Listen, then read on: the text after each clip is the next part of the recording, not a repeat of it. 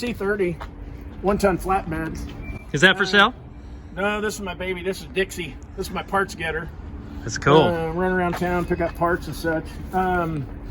This originally was a cabin chassis from the factory, but they had an upfitter back in '63 put a Class C motorhome body on it. I bought it from the original owner up in Southern Oregon. My brother found it up there, and I had it transported back here. And it was in good rust-free condition when I got it. It's got a lot of, I've had it for 14, 15 years. Redid the bedwood on it, and then we decked it. This is our chase vehicle, so it's a parts getter during the week, and then evenings and weekends we go to cruises and car shows, put all of our gear on here and our chairs. And super cool. have umbrellas and such. Well, one thing I noticed, I like the small windows. The big window really opens it up more, like really lets the light in. Right. But this is a classic look. This is what you're used to. I'm actually. Small window is standard equipment on the trucks. The big window, they call it the panoramic rear window, rear glass. It actually came out to this area. So this you go small to big, it really cuts down on the blind spots. You know, when you're driving on the highway at night, you don't have headlights. Banging off the inside of the cab, so that's kind of nice. And we were talking about my 66. We're going to show an install video here pretty soon of the big back window install where Tony's going to. I'm going to help him. I'm going to help you put that in. It's going to be really cool. It's kind of a two-man job. I'm sure there's somebody out there better than me that can do it than one guy. But take a look inside here.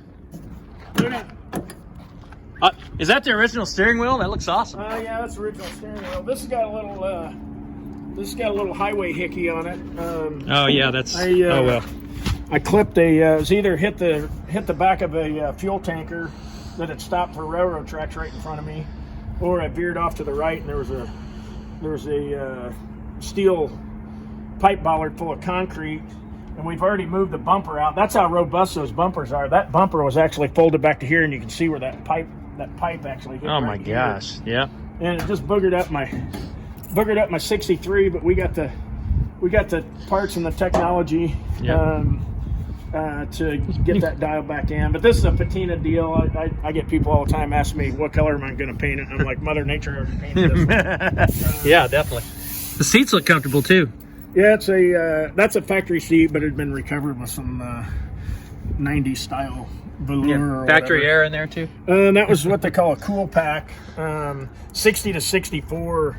Most of the ACs, either at the dealer level or at the factory, was what they call the under dash cool pack units.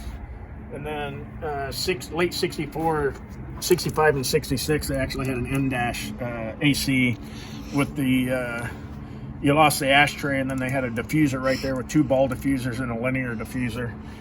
So that's a pretty highly sought after option in these trucks, especially if you can do the vintage looking N-dash AC stuff and then go with the late model compressor under the hood. It's just better technology.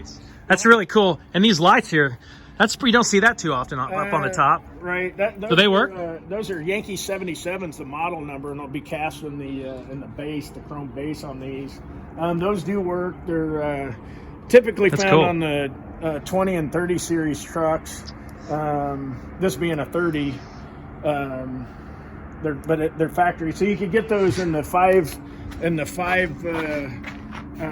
park lamp configuration like that. And then they also, in the books, they have a couple that are different, like a three unit configuration. But those happen to be Yankee 77s. They're factory correct for the truck. Those are awesome. River which is kind of cool. It gives it a cool signature going down the highway at night. It's a pretty cool deal.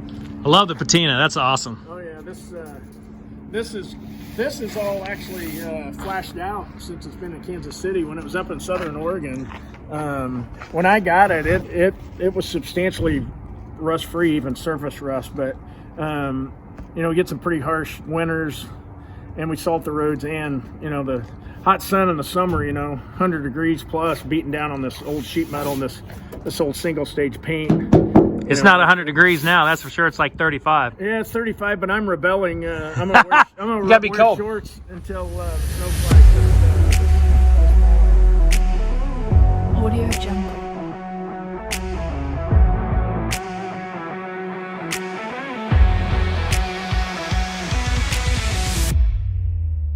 Jungle.